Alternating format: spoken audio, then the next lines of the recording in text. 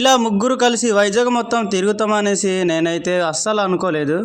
Hi friends, మేము ముగ్గురు అయితే జాతి రత్నాలు. ఏ పని చేసినా మేమైతే అసలు వదులుకోము. అందుకే ఈరోజు అయితే మేము వైజాగ్ పనికి అయితే వచ్చాము. భోజనం అయితే చేసి పెళ్లి మండపం సామాన్లు అయితే బండికి ఎక్కించి అయితే బయలుదేరేసాము. ఇవే అండి సామాన్లు, చూడండి సైట్గా అయితే ఉంచున్నాము. ఇవైతే స్టార్స్ అనమాట. చూడండి ఎంత నీట్గా అయితే వచ్చాయో. మధ్యాహ్నం ఆగానే మేమైతే భోజనం అయితే చేస్తున్నాము. మా వాళ్ళైతే చూడండి ఎలా తింటున్నారు.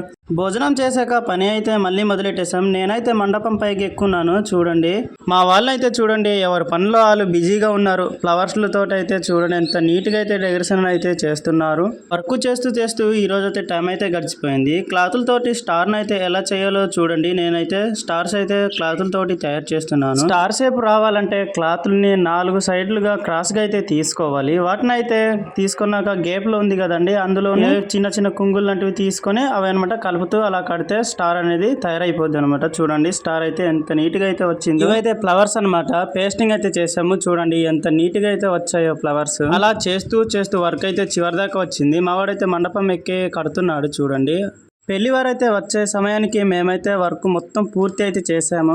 మండపం అయితే చూడండి ఎంత నీట్గా కనిపిస్తుందో. వర్క్ చేస్తూ ఆకలి అయితే అయిపోయి ఉండేమండి. అప్పుడే భోజనాలు అయితే పెళ్లి దగ్గర పెడుతుండే. మేమైతే వెళ్ళేసి భోజనాలు అయితే చేస్తాము. తిన్నదైతే అరగట్లేదని మా ఫ్రెండ్స్ చూడండి ఏటేటో అడిగి తినేస్తున్నారండి.